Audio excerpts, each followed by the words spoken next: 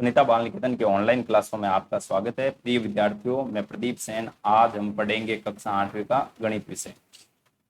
कल हमने चर्चा की थी एक चर वाले रैखिक समीकरण में 2.a के बारे में पूरा विस्तार से चर्चा की थी और सभी क्वेश्चन अपने लगभग सॉल्व किए थे। तो आज हम करेंगे एक चर वाले रैखिक समीकरण की आगे वाली एक्सरसाइज 2.2।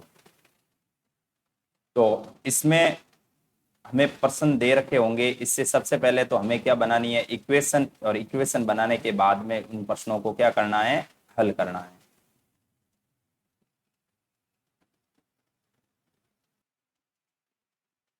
तो हम स्टार्ट करते हैं। सबसे पहले क्वेश्चन नंबर फर्स्ट।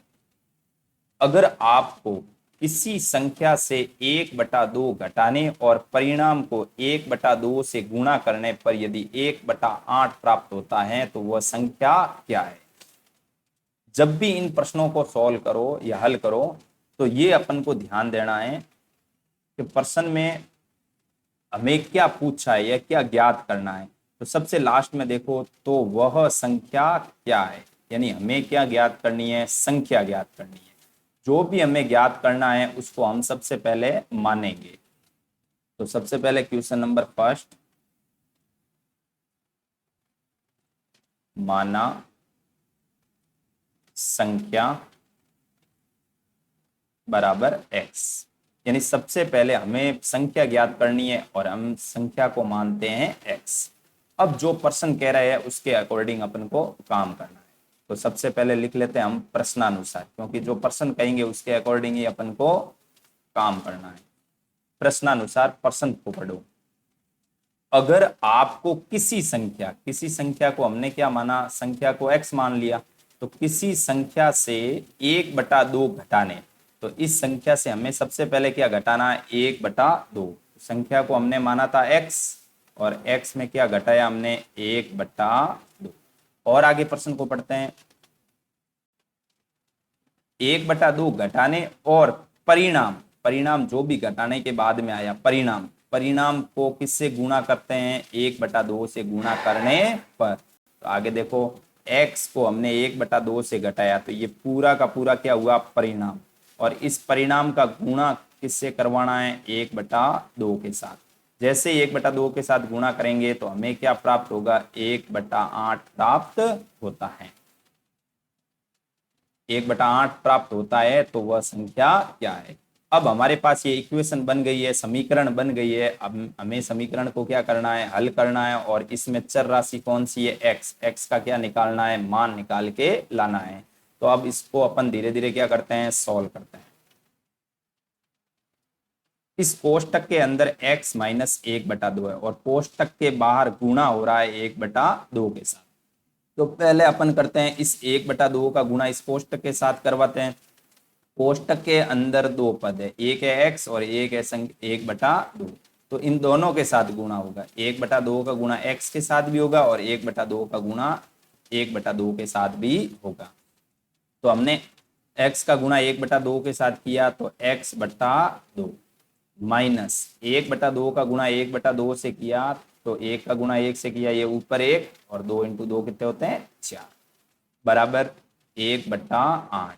ये हमने क्लास 7th में गुणे और भिन्नों की जोड़ बाकी गुणा भाग सीखा था। तो यहाँ आगे अपन करते हैं, x/2 माइनस 1/4 बराबर में क्या आया, 1/8। अब हमें x का मान निकालना है। x के भाग में 2 है और माइनस में ये 1/4 भिन्न है। तो सबसे पहले माइनस की 1/4 भिन्न को अपन इधर भेजते हैं तो वो प्लस में हो जाएगी। तो x/2 बराबर 1/8, माइनस का 1/4 जब इधर जाएगा तो वो प्लस का हो जाएगा 1/4। x/2 बराबर 8 और 4, दो भिन्नों की जोड़ एलसीएम लेकर की जाती है। 8 और 4 का एलसीएम क्या आया या लसब क्या आया, 8। और इसको जैसे हमने सॉल्व किया तो 8 से 8 कट गया, पीछे क्या बचा, 1 प्लस 4 के पहाड़े में 8 2 बार आते हैं और 2 का गुणा ऊपर अंश से किया तो 2 एकम 2। फिर और आगे सॉल्व करते हैं इसको थोड़ा, 1 और 2 कितने हो गए, 3/8।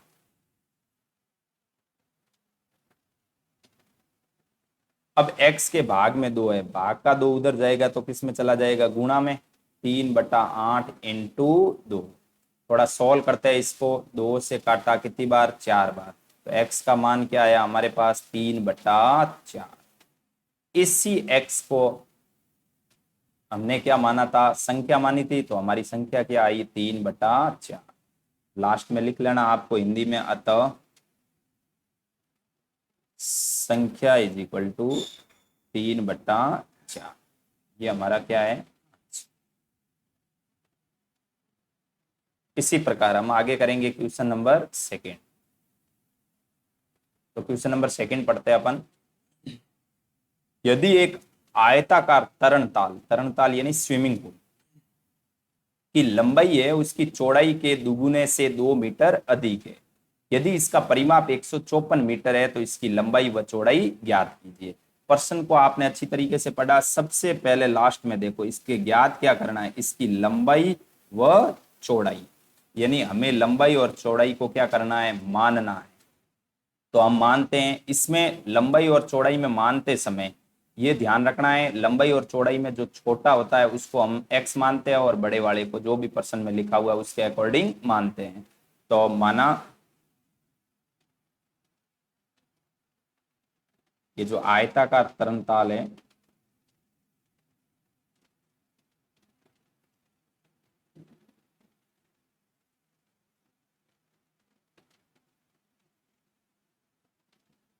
माना आयताकार तरणताल की चौड़ाई x और लंबाई, प्रश्न में लिखा हुआ है कि तरणताल की लंबाई है ना चौड़ाई के दुगुने से 2 मीटर अधिक है। लंबाई है चौड़ाई से, चौड़ाई कितनी मानी हमने x, इससे दुगुने यानी 2 से गुणा करना, दुगुने से 2 मीटर अधिक है। अधिक है तो प्लस का 2 किया और कम होती तो माइनस का 2 करते हैं। तो इसकी चौड़ाई और लंबाई हमने मान ली। और आगे प्रश्न में लिखा हुआ है कि इसका यदि इसका परिमाप 154 मीटर है, तो हमें प्रश्न में दिया हुआ है आयताकार तरणताल का परिमाप। सीधा लिख रहा हूं मैं, तरणताल का परिमाप दे रखा है हमें 154 मीटर। अब तरणताल का परिमाप हम जानते हैं, आयत का परिमाप का सूत्र क्या होता है, 2 इंटू लंबाई प्लस चौड़ाई, क्योंकि तरणताल कैसा है, आयताकार। बराबर में क्या है 154, 2 इंटू लंबाई, लंबाई प्रश्न में हमने क्या मानी 2x प्लस 2, 2x प्लस 2 मानी, क्या प्रश्न में लिखा हुआ था, प्लस चौड़ाई, चौड़ाई कितनी है x, बराबर में क्या है 154। थोड़ा सा इसको हम सॉल्व करते हैं, 2 इंटू 2x और x टोटल हो गए 3x प्लस 2, बराबर में क्या है 154। दो अब कोष्टक के अंदर दो पद है और बाहर गुणा हो रहा है 2 के साथ, तो 2 का गुणा 3x के साथ भी होगा और 2 के साथ भी होगा। 2 का गुणा 3x के साथ हुआ तो 6x प्लस 2 का गुणा 2 से हुआ तो 4, बराबर में 154। फिर आगे सॉल्व करते हैं, 6x प्लस का 4 जब इधर जाएगा तो वो किस में हो जाएगा, माइनस का 4, और 154 में से 4 गए, पीछे बचे 150। x के गुणा में 6 तो यहाँ आएगा भाग में, और इसको हम थोड़ा सा क्या करते हैं, सॉल्व करते हैं। चाहे सीधा 6 का भाग लगा देते हैं, नहीं तो फिर 2 से काटते हैं, पहले 3 बार और 2 से इसको काटा तो 75 75 बार, फिर 3 से काटा 6 और 3 पंजे 15, यानी x का मान क्या आया 25। 3 का भाग 75 में दिया, कितनी बार गया 25 बार। x का मान हमारे पास आया 25 और हमने x किसको माना था, चौड़ाई को, यानी चौड़ाई कितनी आ गई 25 मीटर और लंबाई कितनी है 2x प्लस 2। जैसे ही हम x का मान इसके अंदर रखेंगे तो अपने पास क्या आ जाएगी लंबाई। लिख लेते हैं अपन,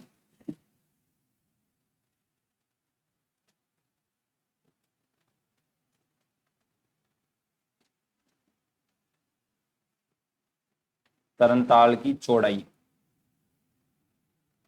25 मीटर और लंबाई चौड़ाई के दुगुने से 2 मीटर अधिक थी, यही लंबाई हमने मानी थी। आगे लिखा 2, x का मान क्या 25 प्लस 2, 2 का गुणा 25 से किया 50 प्लस 2, 50 और 2 कितने हो गए 52 मीटर। ये हमारा क्या है फाइनली आंसर।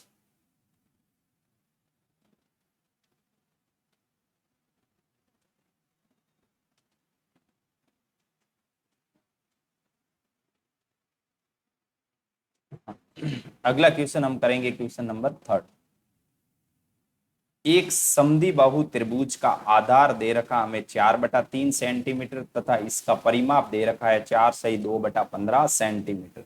तो इसकी दो बराबर भुजाओं की माप ज्ञात कीजिए। प्रश्न में स्पष्ट लिखा हुआ है समद्विबाहु त्रिभुज, और समद्विबाहु त्रिभुज क्या होता है, ऐसा त्रिभुज जिसकी दो भुजाएं बराबर हो, समद्विबाहु त्रिभुज कहलाता है। तो समद्विबाहु त्रिभुज की दो भुजाएं बराबर होती है। यहां मैं आपको छोटा सा एक डायग्राम बना के बता देता हूं। क्वेश्चन नंबर 3, ये एक त्रिभुज है, ये एक समद्विबाहु त्रिभुज है, और समद्विबाहु त्रिभुज की दो भुजाएं आपस में बराबर होती है। यदि इसको हम x मानेंगे तो ये भी क्या हो जाएगी x, यदि इसको हम 10 मानेंगे तो ये भी कितनी हो जाएगी 10, यानी दोनों की लंबाइयां आपस में क्या है बराबर है। और ये त्रिभुज का क्या है आधार है।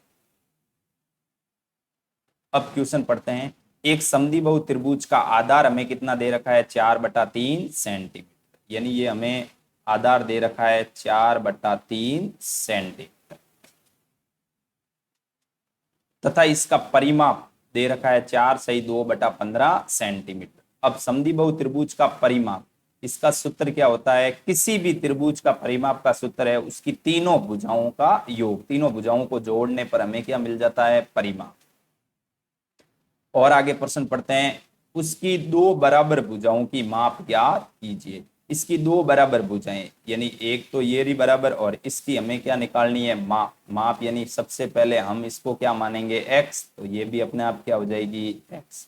अब ये हम लिखते हैं। सबसे पहले ज्ञात करना हमें दोनों भुजाओं की माप, तो माना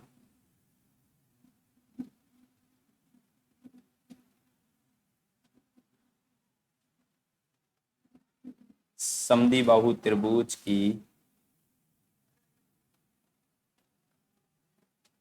समान भुजाएं, समान भुजाओं को हमने क्या माना x सेंटीमीटर, और प्रश्न में दे रखा है इसी समद्विबाहु त्रिभुज का आधार, आधार हमने लिख दिया 4/3 सेंटीमीटर। फिर प्रश्न में लिखा हुआ है त्रिभुज का परिमाप 4/2 15 सेंटीमीटर। ये परिमाप किसका है समद्विबाहु त्रिभुज का।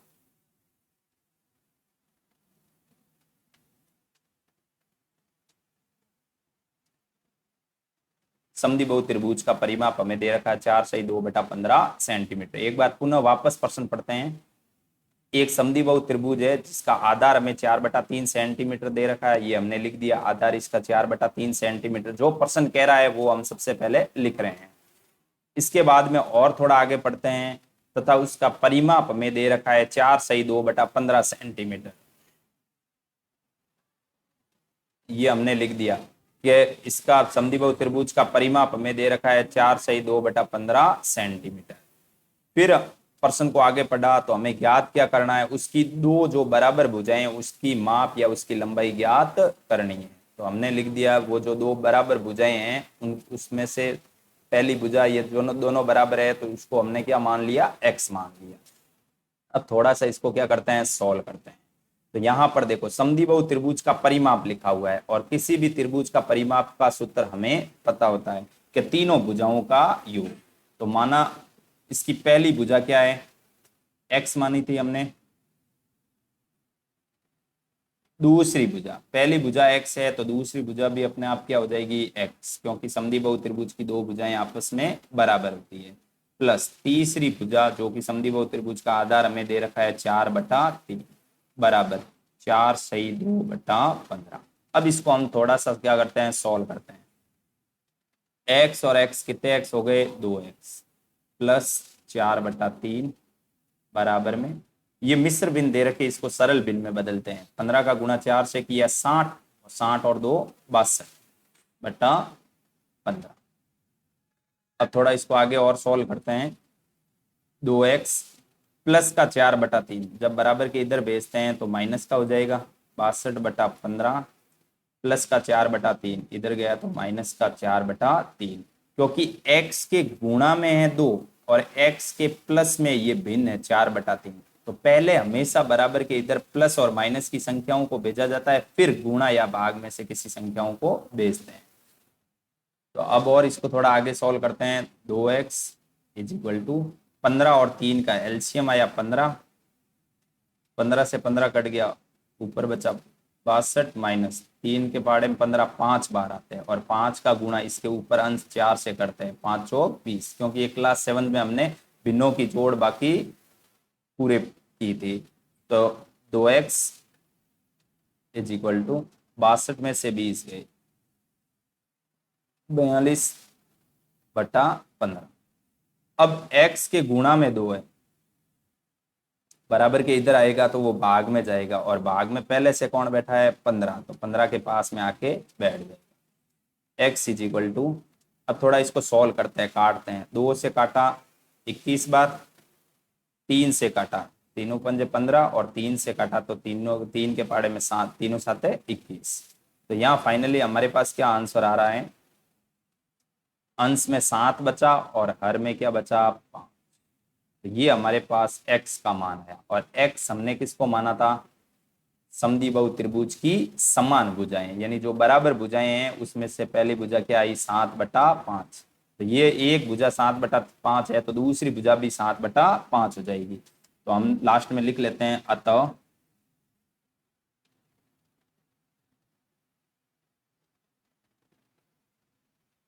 समद्विबाहु त्रिभुज की समान भुजा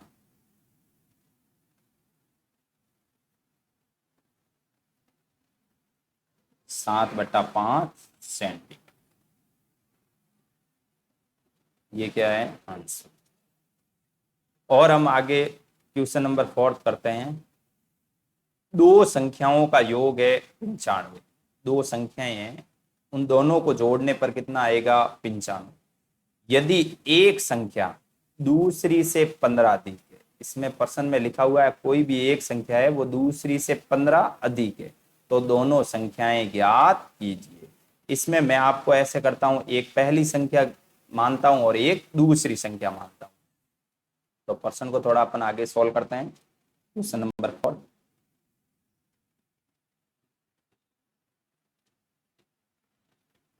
दोनों संख्याएं ज्ञात करनी है, तो माना पहली संख्या, पहली संख्या को x मान लिया, और दूसरी संख्या, तो दूसरी संख्या में प्रश्न में लिखा हुआ है कि एक संख्या दूसरी से कितनी अधिक है 15 अधिक है। तो ये जो एक संख्या x है वो दूसरी से 15 अधिक है। तो मान लो मैंने पहली संख्या x मान ली, तो दूसरी को क्या मानूंगा कि इसी x से ये कितनी अधिक है 15 अधिक है, क्योंकि प्रश्न में पहली और दूसरी संख्या के बारे में नहीं बताया, प्रश्न में सीधा लिखा हुआ है कि एक संख्या दूसरी से 15 अधिक है। तो मान लो मैंने पहली संख्या को x माना, तो दूसरी संख्या क्या होगी कि इसी x में अपन को क्या जोड़ना है 15, क्योंकि ये 15 अधिक है। अब प्रश्नानुसार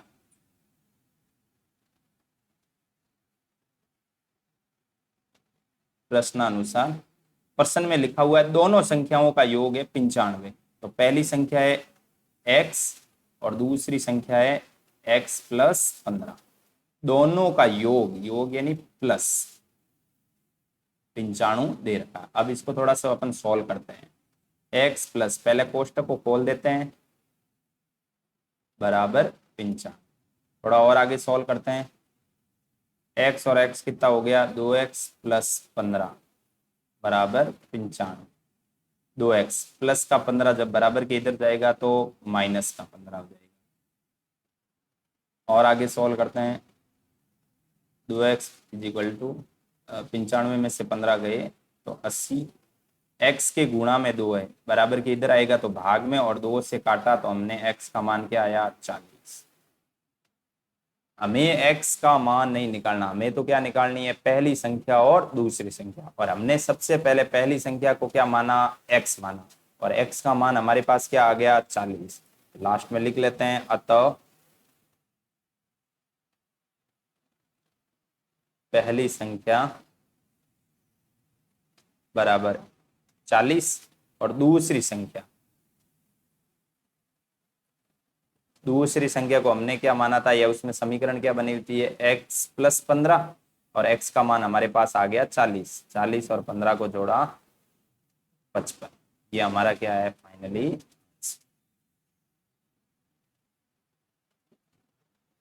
तो हमने question number first, second, third और फोर्थ 4 क्वेश्चन कर लिए। आप घर पे आज इन चारों प्रश्नों की प्रैक्टिस करना, और इन प्रश्नों को पढ़ने के बाद में एक बार घर पर आप इसकी समीकरणें बनाने का प्रयास करना। जैसे जैसे आप प्रयास करोगे वैसे वैसे ये प्रश्न सॉल्व होते रहेंगे। आगे सभी प्रश्नों में भी इजी रहेगा कि समीकरण बनाने के लिए, क्योंकि पूरे प्रश्न 16 सभी प्रश्नों में अपन को पहले समीकरणें बनानी है, फिर समीकरण को हल करना है। और हमारे 2.1 हमने 2.1 में क्या पढ़ा था, हमें समीकरण दे रखी है और हाँ 2.1 में हमें समीकरणें दे रखी थी और हमने समीकरणों को सीधा ही हल करना था। और 2.2 में पहले प्रश्न को पढ़ना, फिर उससे समीकरण बनाना, और समीकरण बनाने के बाद में समीकरण को हल करना। और बाकी वाले आगे वाले क्वेश्चन 5 से अगली वाली क्लास में करेंगे। तब तक आप इन प्रश्नों की प्रैक्टिस करनी।